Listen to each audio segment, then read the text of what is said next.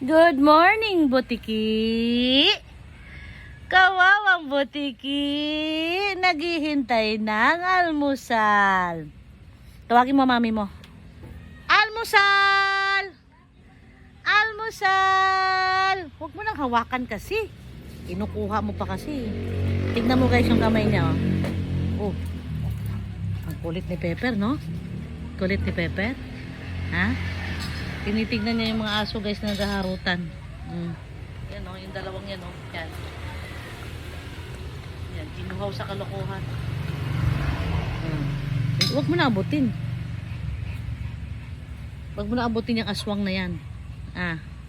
Maliligo yan mamaya. Kasi ang babaho na. Ikaw ba? Huwag mo nang abutin ang cellphone. Tignan nyo guys yung buhok niya oh. Ang cute. Naka-curl. Nakaikot yung buhok niya. Kaperanggot niyang buhok. Ayan, no? Butiki. Ayan, kayo. Ang cute ng buhok niya. Umiikot. Yeah.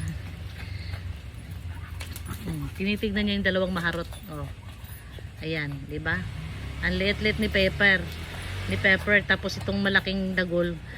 Ay! Shh! Pepper, mangangamoy. Ay, laway ka mamaya. Lintik ka, Pepper. Naligo ka na ng laway, Pepper. Ito na, vlog ka na, dali. Say hi! Job, wag mo halikan yan.